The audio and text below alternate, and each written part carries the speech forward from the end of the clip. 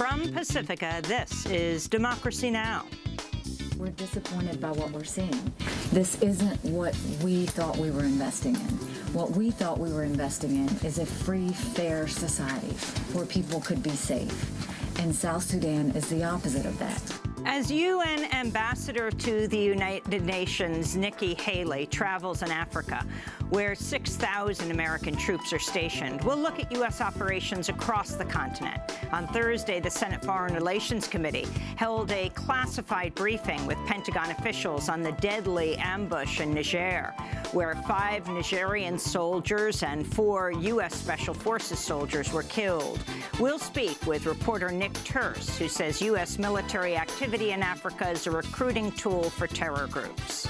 You know, most Americans don't understand that Niger is just one small part of something akin to a U.S. shadow war on the African continent, that the United States is running about 10 missions per day all across Africa.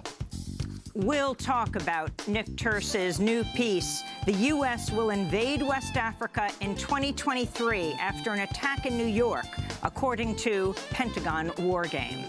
Then, as President Trump declares the opioid crisis a public health emergency, we'll speak with Columbia University psychology and psychiatry professor Carl Hart. His new piece for Scientific American, "People are dying because of ignorance, not because of opioids." If we're really concerned, for example, like the opioids and heroin, we need to tell people how to stay safe. If we're worried about overdose death, about 13,000 people die every year from heroin-related overdoses, whereas 35,000 people die from automobile accidents.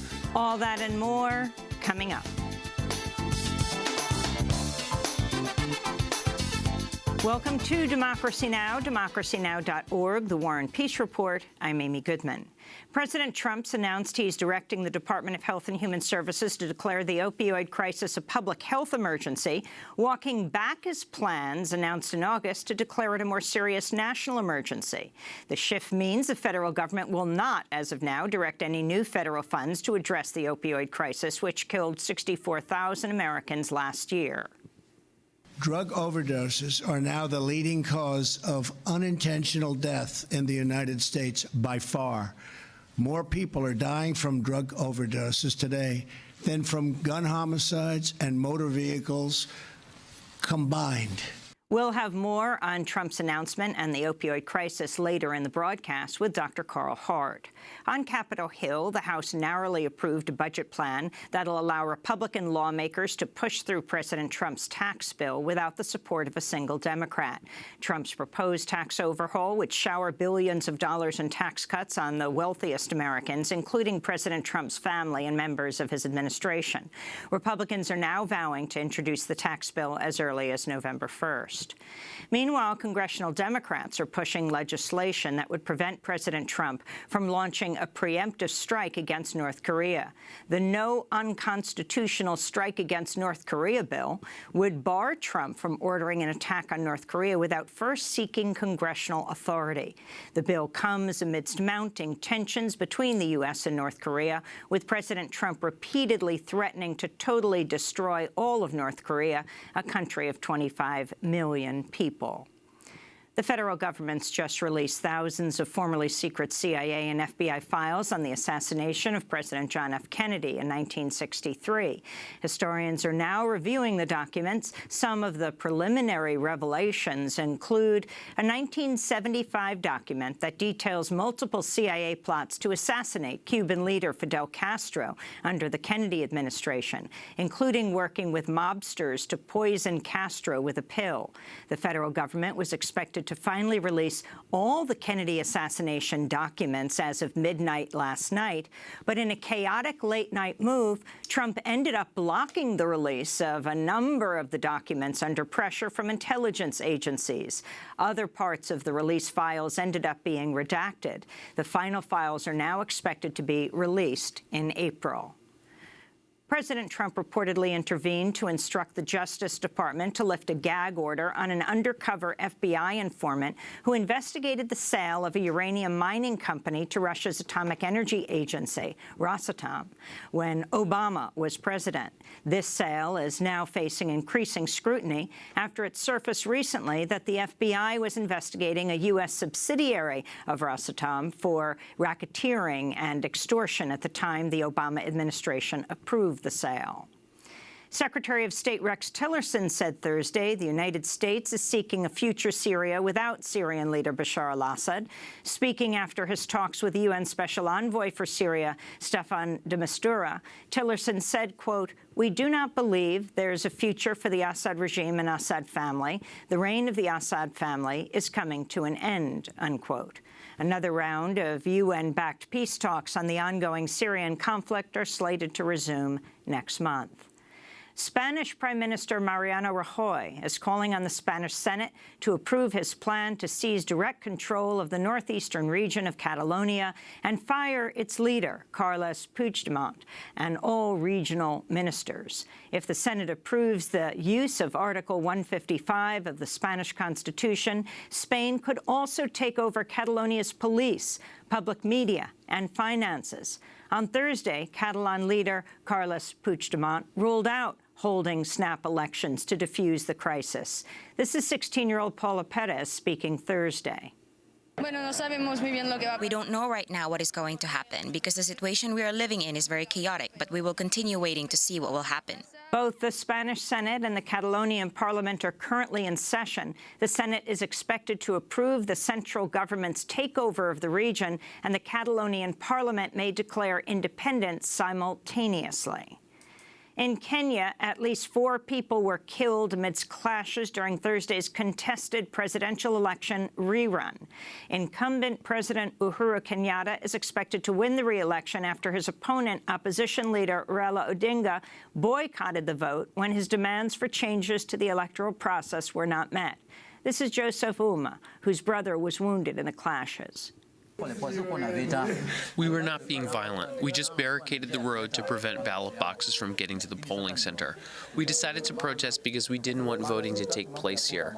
Then the police came and shot my brother. They were shooting live bullets into the crowd.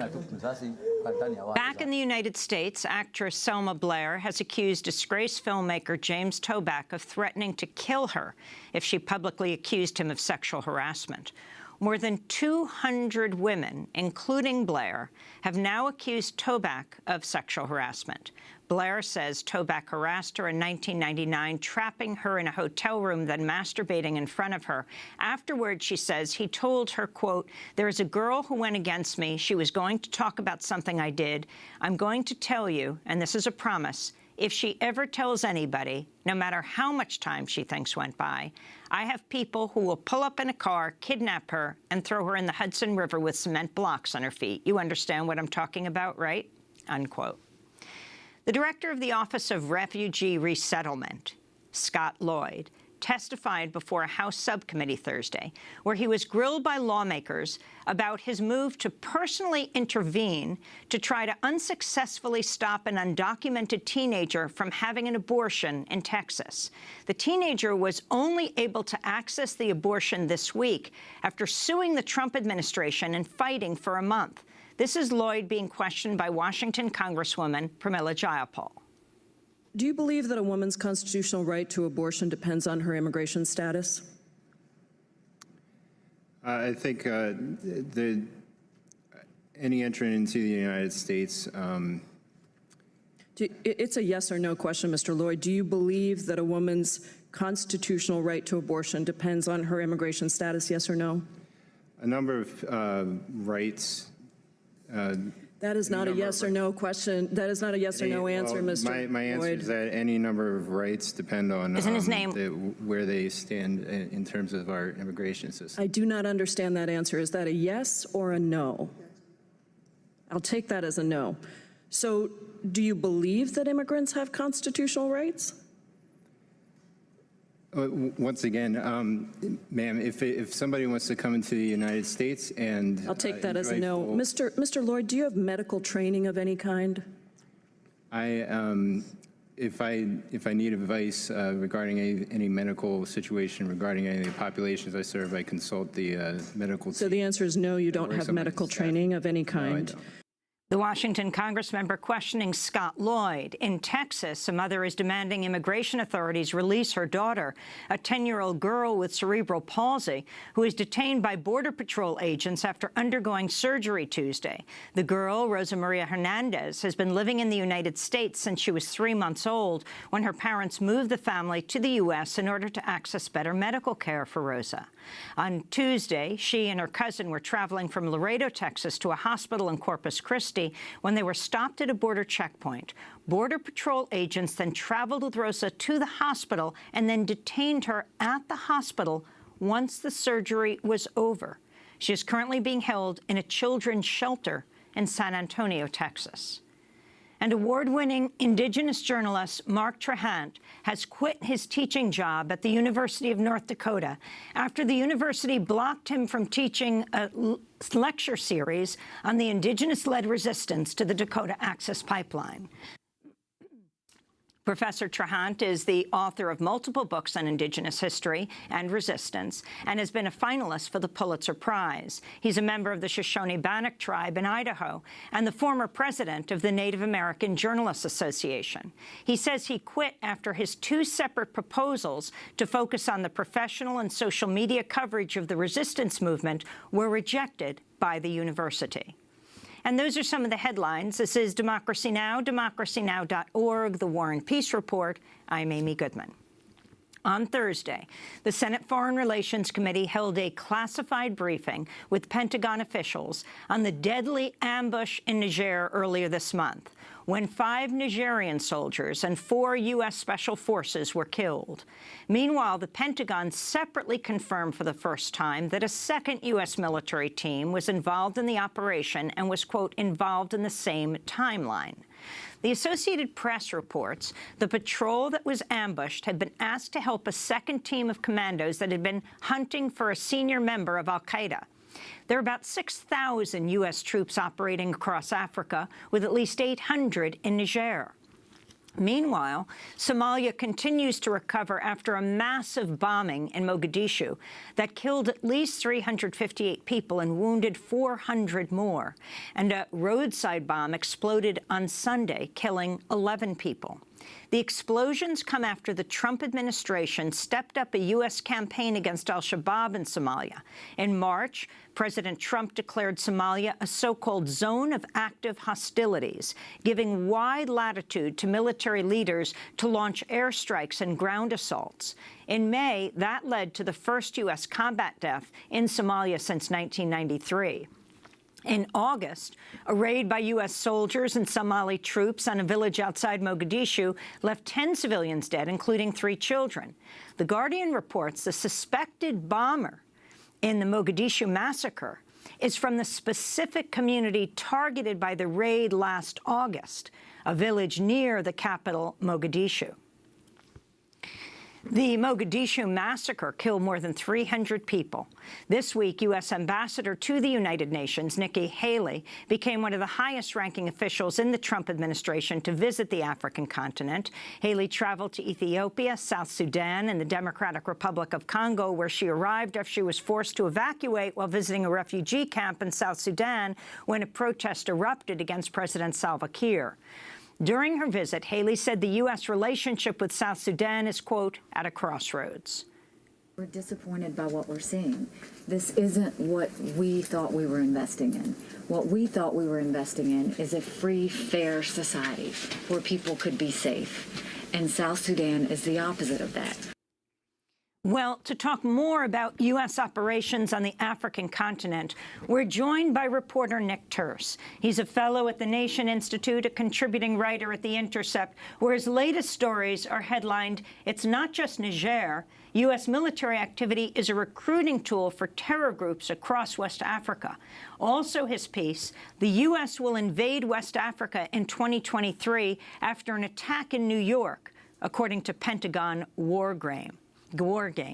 And at Vice, his latest piece, "The U.S. is waging a massive shadow war in Africa." He's the author of the book Tomorrow's Battlefield, U.S. Proxy Wars and Secret Ops in Africa, and his latest book, Next Time They'll Come to Count the Dead, War and Survival in South Sudan. Nick, welcome back to Democracy Now! Thanks for having me on. Let's begin in South Sudan. Why did Nikki Haley go there? Talk about the protests that occurred there. Sure. Nikki Haley was dispatched there basically as a result of a speech last month that President Trump gave to African leaders at the United Nations. It was a very tone-deaf speech where he, in fact, lauded the achievements of an African country that doesn't exist, Nambia. But in this speech, he also mentioned that there were conflicts in the Democratic Republic of Congo and especially South Sudan that needed attending to, and that he was dispatching Haley to do something about it. What it was never exactly clear.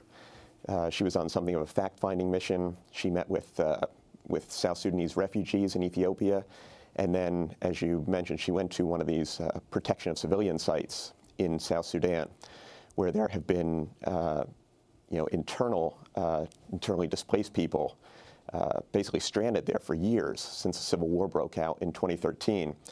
And things got heated, and she was escorted out of the camp.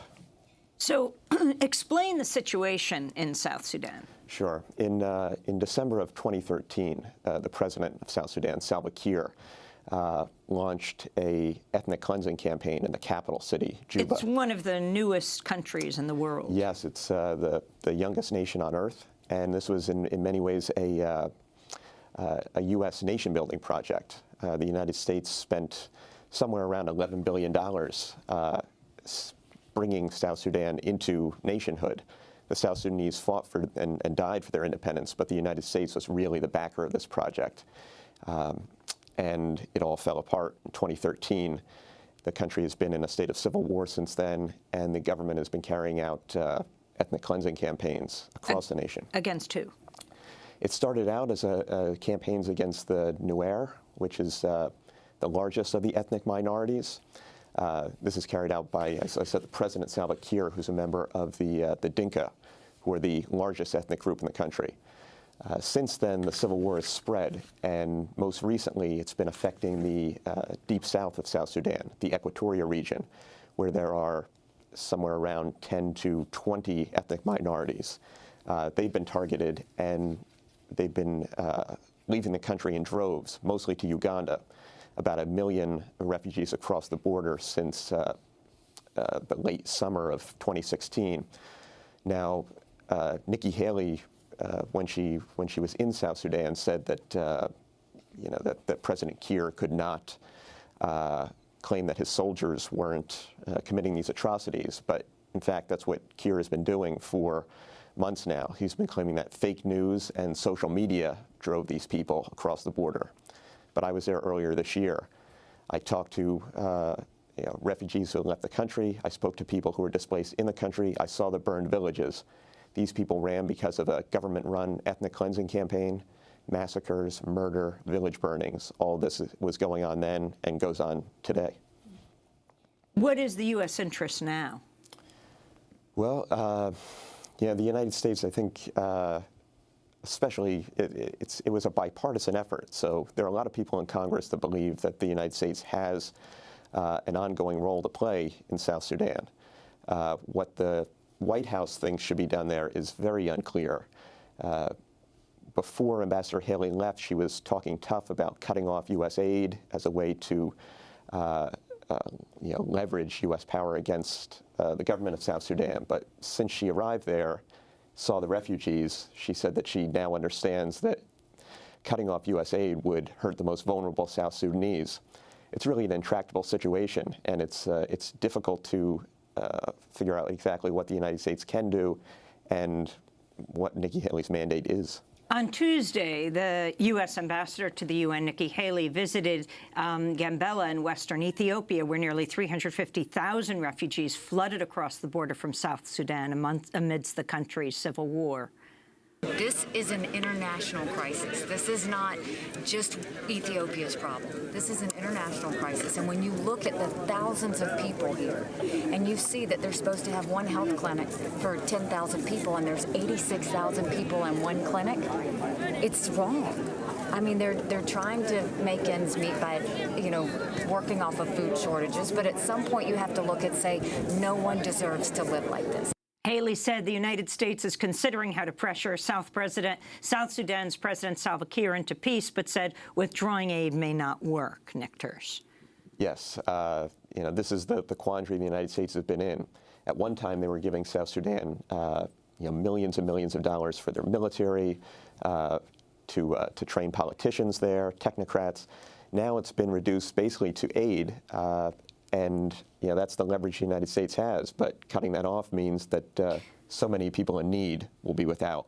We're talking to Nick Terse, who is the author of several books on Africa, Tomorrow's Battlefield, U.S. Proxy Wars and Secret Ops in Africa, and his latest book, Next Time They'll Come to Count the Dead, War and Survival in South Sudan.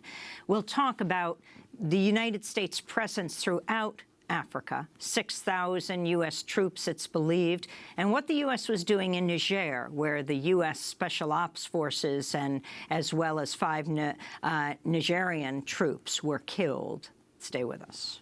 Wake up, stand up, Africa. Gëmal sa bopp, gëm ni nga doon. Lu bare nga am, lu bare nga mën, mënuloo noppi ni. Imagine is your wealth. Imagine how your dreams. Secret yatuna, say tere histoire. Manula reeni. Say way ak say fetch, teranga say dom. Manula reeni. Imagine is your wealth.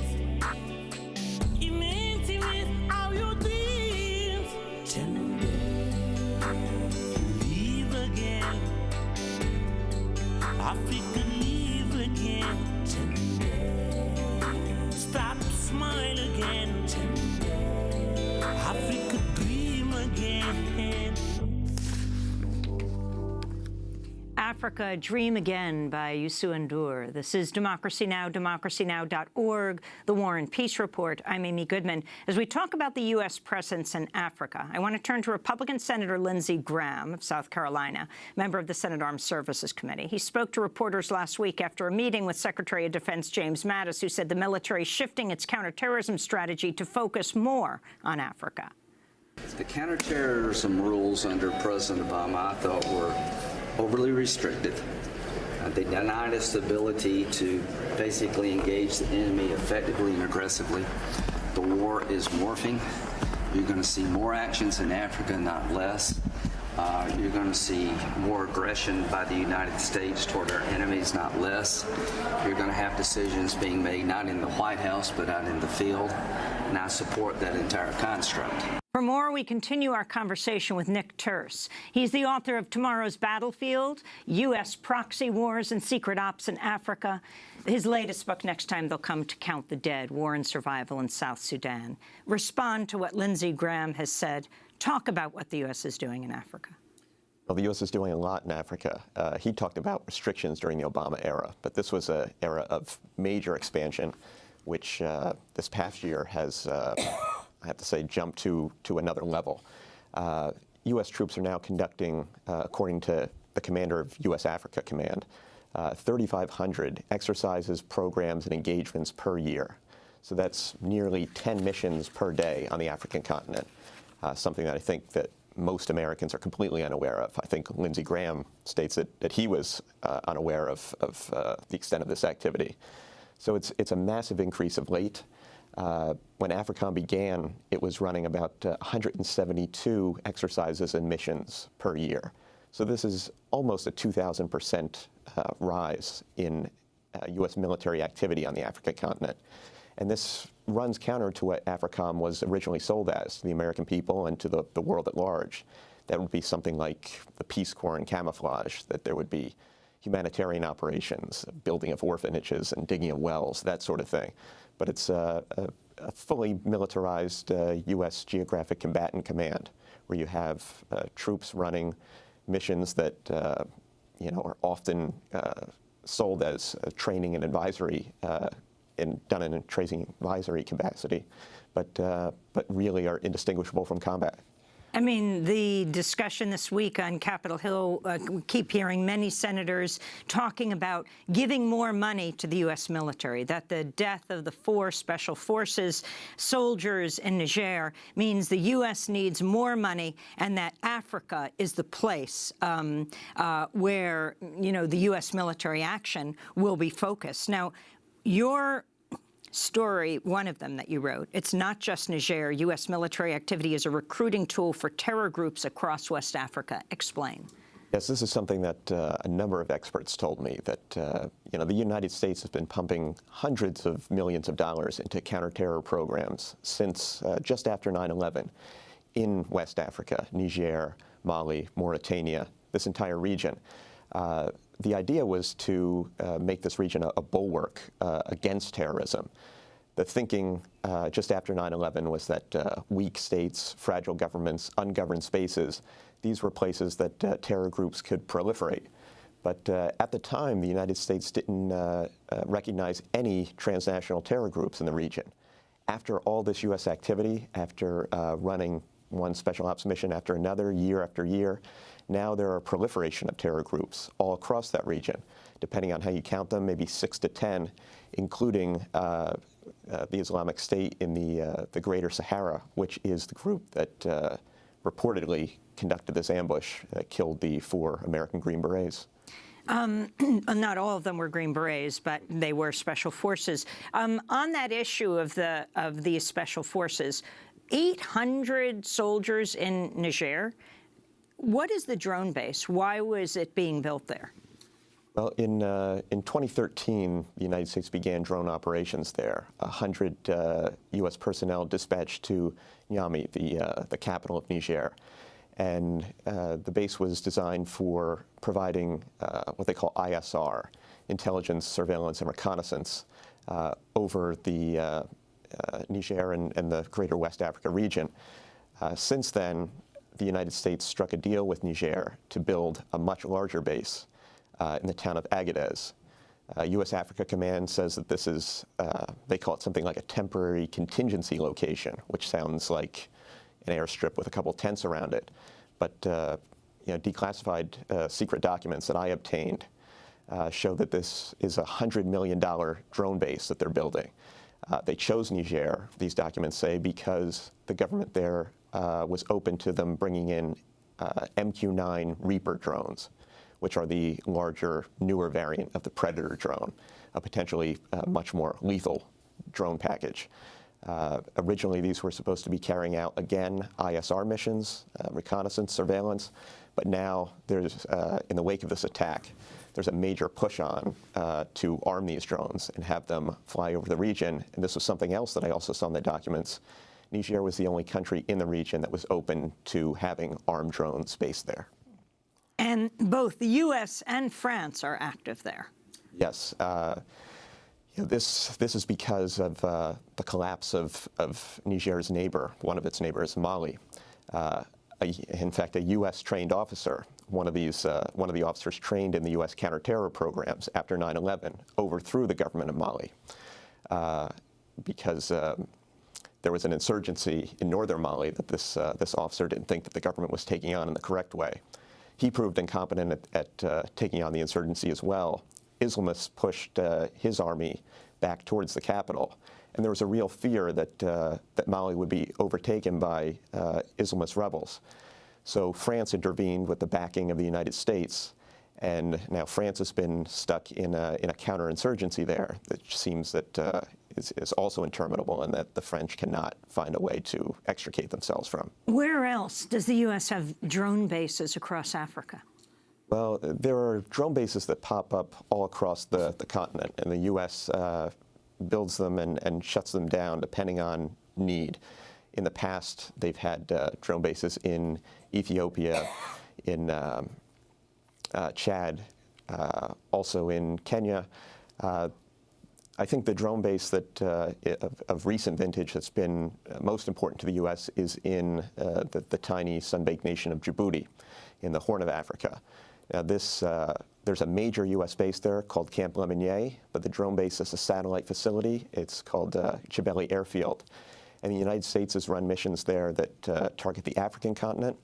Also, they run drone missions that fly to Yemen, and then it was used for engagements against the Islamic State in Iraq and Syria as well. It's a very important centrally located drone base. Mm-hmm. So you have 6,000 U.S. troops. Do you think that's the correct number? I think on any given day there's somewhere between 5,000 and 8,000 U.S. troops on the continent, depending on the missions that are going on at the time, because troops cycle in and out. But 6,000 is a reasonable number.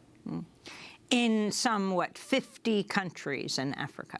Yeah, the United States is in somewhere around 49 or so African countries, at least over the last couple of years. They're conducting training missions, exercises, and in some cases, commando raids and drone strikes. I want to turn to Professor Horace Campbell, currently spending a year in West Africa as the Kwame Nkrumah Chair at the Institute of African Studies at the University of Ghana, a peace and justice scholar and professor of African American Studies and Political Science at Syracuse University. He spoke on Democracy Now! Earlier this week about U.S. forces in Africa. What we must be clear about to the progressive forces of the United States of America, that neither France nor the United States can have any political legitimacy in Africa when on the streets of the United States of America, fascists are walking around with Nazi flags and police are killing black people. I want to go back to the point that we made at the beginning. The United States has no legitimacy for fighting terrorism in Africa, because you cannot fight to defend black lives in Africa when black lives are not important in the United States of America. That's Professor Horace Campbell. Your response to what he says, Nick Turse. Well, he makes a strong point there. And, I might add that, and this is something in my recent pieces, that the United States' counterterror activities in Africa have seemed to have the opposite effect in many ways. That the U.S. was supposed to be building up counterterror capabilities, but we've just seen a proliferation of terror groups all across the continent. So the legitimacy is lacking, and then also the execution of this. It's really gone counter to what the United States' aims have been. In your piece in The Intercept, the headline is, "The U.S. will invade West Africa in 2023 after an attack in New York, according to Pentagon war game." What is this war game? It was a war game that was carried out over several weeks last year. The acronym of it was JLAS-SP. And this was conducted by students at the U.S. military's war colleges. These aren't, I should say, West Point cadets or something like this. These are generally colonels in the Army, Navy, Air Force, Marines. Some of the best up-and-coming strategic thinkers in the U.S. military, people that will be generals running the wars in the coming years. They ran a very intricate war game, and this was one part of it, but a pivotal part. The war game posits that there will be a terror attack in New York targeting the Lincoln Tunnel. It'll be the largest terror attack since 9/11, the most casualties since then, and it will be carried out by a West African terror group, Al-Qaeda in the Islamic Maghreb, one of these groups that's cropped up in the region since 9/11. Because of this attack, the United States decides to invade West Africa, starting in Mauritania, and and it won't be a surprise to anyone that's watched U.S. wars since 9/11 that this quickly becomes a quagmire, that the United States goes in thinking that it's going to be a short campaign, that we can eliminate the terrorists there and withdraw quickly, but it soon turns into an intractable conflict where the United States has to surge in forces just to maintain its occupation, and there seems to be no way to get out of it. And what's the significance of a Pentagon war game? Well, I mean, this is, it's not an intelligence estimate, but this is something that shows what the United States is thinking about, where it sees threats coming from, what it sees as the reasonable, quote-unquote, U.S. response to it, and this generally is the U.S. response. I could certainly see something like this happening, and the results are chilling, especially given what we're seeing now. Talk coming out of Congress about increasing U.S. military operations in Africa. It's a sobering account of what this might mean for all of us here in America and especially in Africa. What about Somalia? So the timeline was, what, October 4th. That was the time of the Niger killings, of the ambush of the U.S. and Nigerian forces. 10 days later, October 14th, though a lot of people learned about what happened in Niger, and Trump did not reveal what happened in Niger until after Somalia. But 10 days later, this double bombing in the capital, what they're calling the Mogadishu massacre, over 350 people killed, 400 people wounded. And The Guardian reports that the suspected bomber is from the specific community targeted by a U.S. raid last August in a village near Mogadishu that killed some 10 people, among them children. Can you talk about what's happening in Somalia and the U.S. presence there? Well, the U.S. has had a long-standing presence in Somalia. This has been one of the places where U.S. counterterror efforts have been at their largest in Africa. It's cited by some in the government as a success story. Al-Shabaab has, in many ways, been pushed back, but continuing.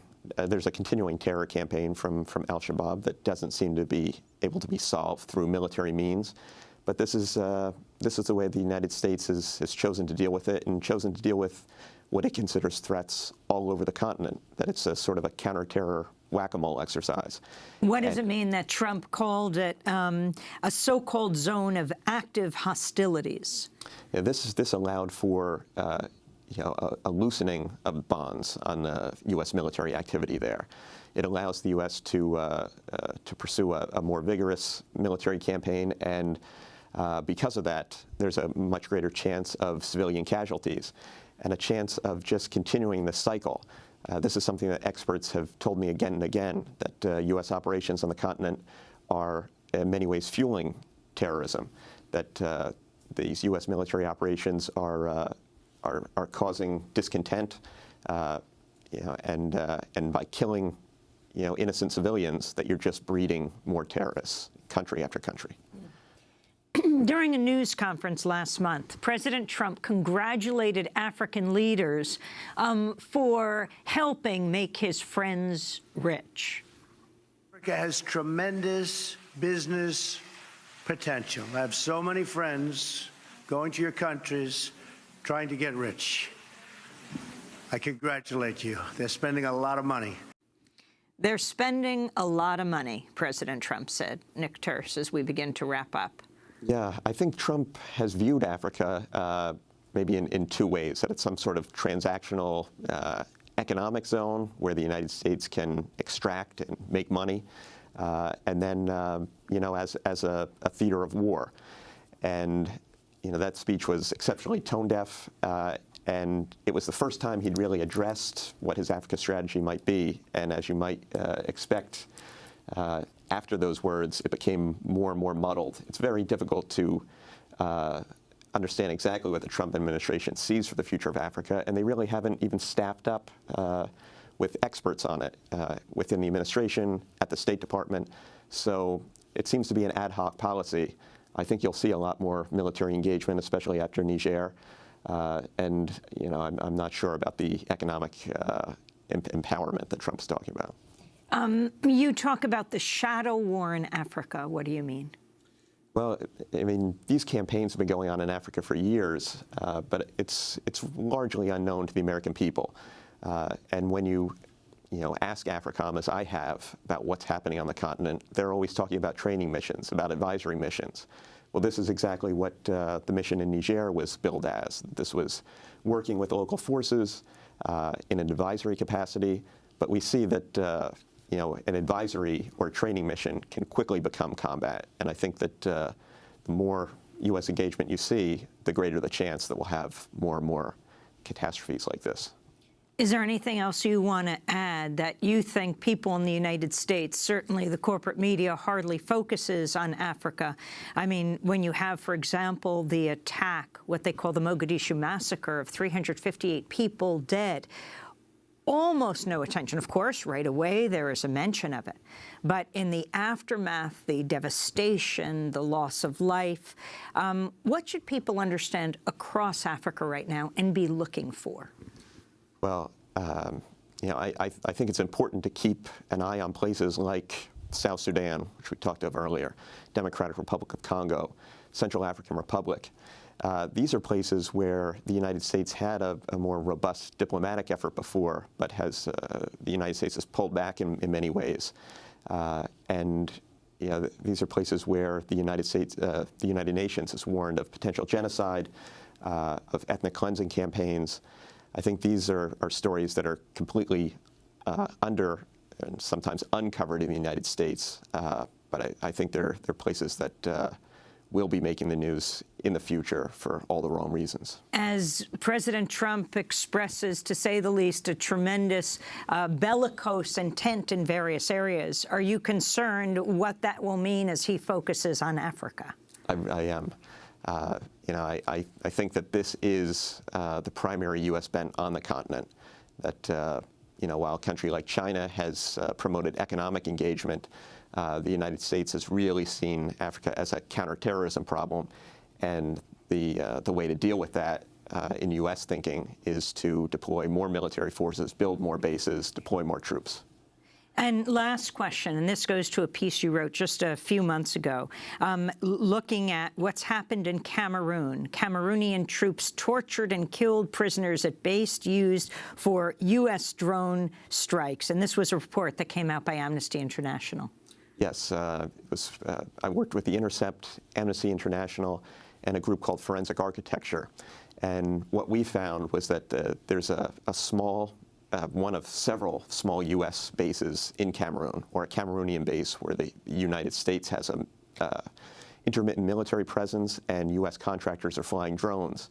On the same base, Cameroonian forces were torturing and sometimes even killing prisoners, people that were suspected of supporting Boko Haram, but in most cases were completely innocent and had no ties to the group.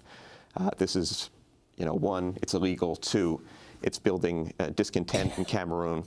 And this was at a U.S. base for drone surveillance. I said strikes before, but surveillance. Surveillance. It was there are U.S. contractors who are flying drones out of this base, and then U.S. Special Operations Forces that cycle in and out to work with. And this is another training mission for U.S. troops.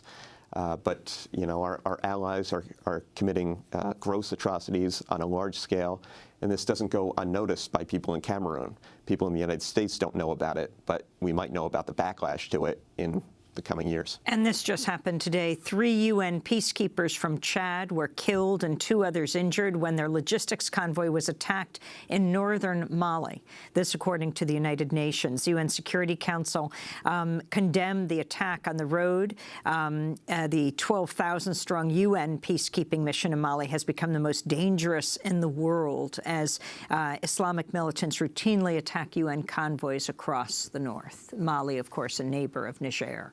Yes, you know, this is what I was talking about. After the U.S. trained officer, Captain Sanogo, overthrew the government in Mali, it really destabilized the entire country. And because of that, in the north and even the central part of the country, there have been militant groups operating ever since. They've really carved out strongholds. So you have French and African forces backed by the United States, conducting counterterror campaigns, but this is an ongoing insurgency, and it shows no sign of slowing.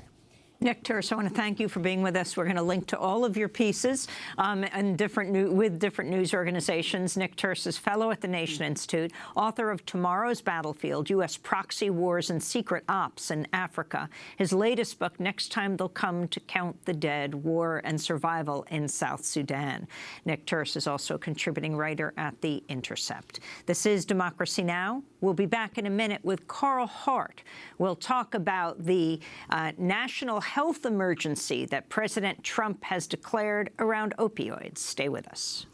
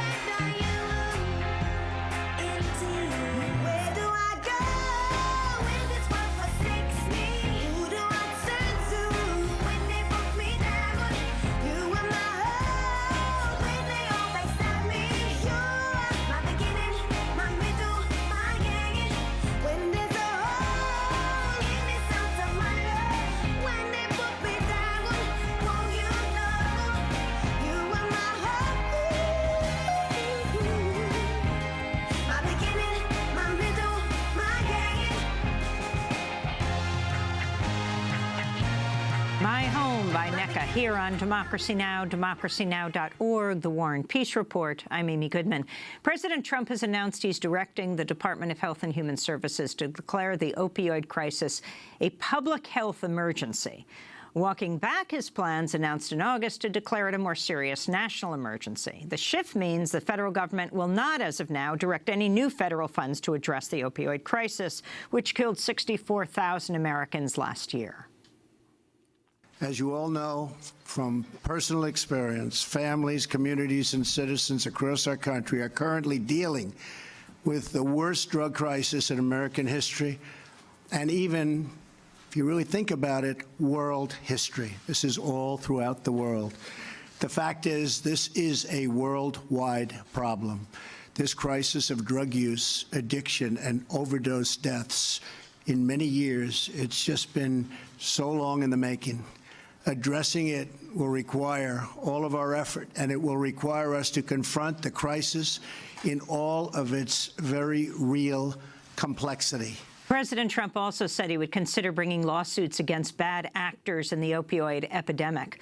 Well, for more, we go to Atlanta, where we're joined by Dr. Carl Hart, chair of the Department of Psychology and a professor of psychiatry at Columbia University. His new piece for Scientific American titled "People Are Dying Because of Ignorance, Not Because of Opioids." Dr. Hart is the author of High Price, a neuroscientist's journey of self-discovery that challenges everything you know about drugs and society. Dr. Carl Hart, welcome back to Democracy Now! Good to be with you, Amy. Explain what you mean. People are dying because of ignorance, not because of opioids. Well, you just played Trump, and what the people just heard was ignorance, and that's why people are dying. We're not really addressing what the real issues are. It's really simple. We think about the opioid deaths. Number one, people said, like the number you said, I think 64,000. That's not opioid deaths only. There are other types of deaths that are occurring. That's all drug sort of deaths, including antidepressants, including all of those other drugs. And so we have to be careful about inflating these numbers, one. But the fact that people are dying because of opioids, that's a real problem. And when we think about the deaths themselves, most of the people are dying in large part because they combine opioids with another sedative, like alcohol, like a benzodiazepine. A benzodiazepine is something like Xanax. They also combine opioids with older antihistamines. Those sorts of things, they increase the risk associated with opioids. But another major problem people are dying is because they think that they may have something like heroin when in fact they have something like fentanyl. Much of the heroin on the street today is now being tainted with this drug called fentanyl. Fentanyl is about 50 to 100 times more potent than heroin. Just simply means that less of the drug is needed to produce the required effect. But unsuspecting users may take the amount that they usually take with heroin, thinking that it's heroin, when in fact it's fentanyl. Okay, so we say, how do we fix this? This is really simple. What we can do, we can simply set up free drug purity testing sites. They do this in Spain. They do this in the Netherlands. They do this in Switzerland. It's really simple. That way, when people understand what's in their drug, they can scale back their use or not use it. Free drug purity testings would tell you the complete composition of the drug that you have. So if you want to save lives, you can set that up easily. Doesn't cost that much money. People are talking about, we need more money, we need more money. Maybe you need some more money, but let's make sure we use the money smartly. I'm concerned that if we add more money, we will send most of the money to law enforcement. And when we do that, we know what happens. We saw it with crack. We saw it with opioids before in the 1960s. What happens is more black and brown people will be arrested. Do not forget that. And another thing that happens is that I worry that people who need prescription opioids for their pain will not be able to get the prescription opioids because we are getting crazy about opioids in general. Opioids are excellent medications to treat pain, and we can't forget that. We also have seen, even before this, we know that, for example, black people are less likely to be prescribed opioids even when they need it, less likely than their white counterparts. And so all of these sort of unintended consequences, they always happen when we get crazy about drugs, and we don't even save people. Your piece, Carl Hart, in The Scientific American starts recently driven largely by opioid-related deaths, predominantly by our white sisters and brothers. President Trump proclaimed that the opioid problem is now a national emergency, vowed to spend a lot of time, a lot of effort, a lot of money on the opioid crisis because it's a serious problem, the likes of which we have never had. You say this is false. And also, by talking about our white sisters and brothers, talk about race and the racial component of this. Well, we have more white people in the country. And so when we have these kind of issues going on, of course, there'll be more white people who are affected. There are more white people dying because of the opioid crisis. That's a fact. As a result, you have people who represent us are largely white people from rural areas and that sort of thing. And they have brought this to the attention of the American public in part because of our white brothers and sisters. That's a fact. I mean, that's how it always has been. So, but I want to make sure people understand this clearly. I wrote a piece in the New York Times in August where I pointed out that this isn't new. Even with crack, there were more white users, and those white users got treatment, whereas the brothers and sisters, black brothers and sisters, went to jail. So the same sort of thing is happening in this case. 80% of the people who are being currently arrested for the opioids are black and Latino, even though they don't use those drugs at rates higher than their white brothers and sisters. And so this is just the American pattern of dealing with drugs. It's not new, and we continue the same thing. So I'm asking people, let's not get crazy. Let's just focus on the real problems. And another concern, too, is another way we can deal with these sort of deaths. And for me, that's the real concern, because when we think about drug addiction, the number of people who will become addicted to opioids are considerably lower than we're making it out to be. Only about a quarter of the people who use something like heroin will become addicted. That means the vast majority are not addicted. But one way we can deal with the deaths, the major concern, another way we can deal is just make naloxone, which is an opioid blocker, make it more available. One of the things that has happened in recent years is that pharmaceutical companies have jacked the price up of naloxone, an old drug that's been here since the 1960s. I mean, if Congress really wanted to do something, if the president really wanted to do something, he would hold those pharmaceutical companies accountable for increasing the price of naloxone when the price of naloxone should be really cheap. That's one of the things he can do. But people are focused on the money and not focused on being smart. Earlier this year, Attorney General Jeff Sessions vowed a major revival of the so-called war on drugs. This is Sessions speaking at the Department of Justice headquarters as he rescinded 2 Obama-era memos that encourage prosecutors to avoid seeking inordinately harsh sentences for low-level drug offenses.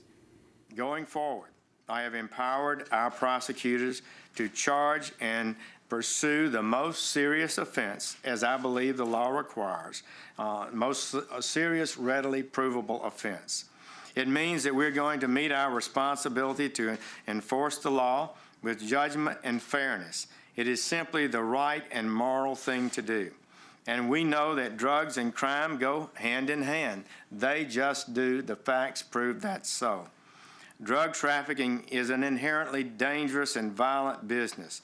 If you want to collect a drug debt, you can't file a lawsuit in court. You collect it with the barrel of a gun.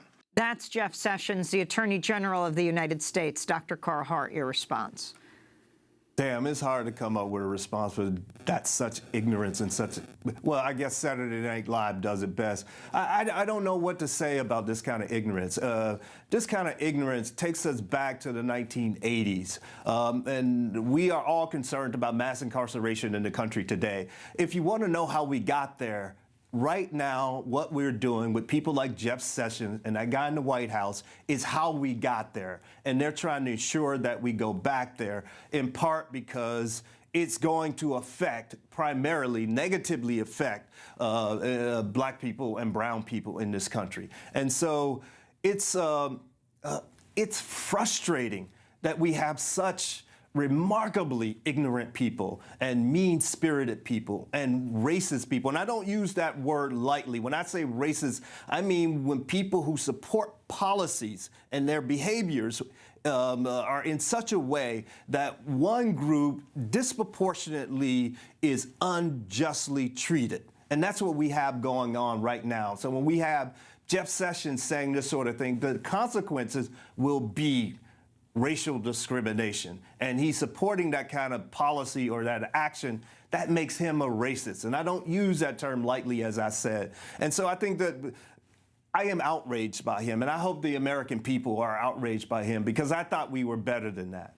In Baltimore, a group of high school students are tackling the drug overdose epidemic by building a cell phone app that alerts people when a toxic batch of heroin is being distributed in the area. The students, who are mostly African-American, helped design and build Bad Batch Alert, which sends text messages to alert Baltimore residents when people in the area are overdosing at a higher rate, likely from a tainted batch of drug. The app also allows users to text for help, allowing drug users an alternative to calling 911 in the event of an overdose. This is Bad Batch co-creator Davon Harris.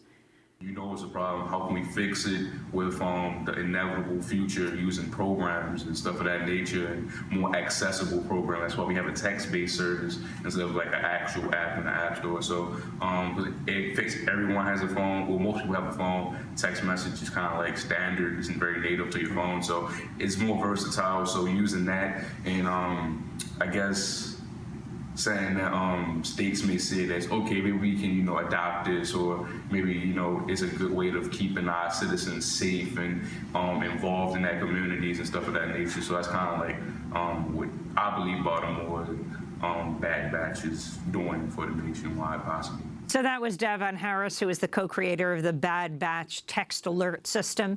We just have 1 minute. Dr. Carl Hart, if you could respond to this, and then overall, on this day after President Trump has declared the opioid crisis a national public health emergency, walking back the public national emergency, which would have meant more money devoted to this, your thoughts you want to leave people with.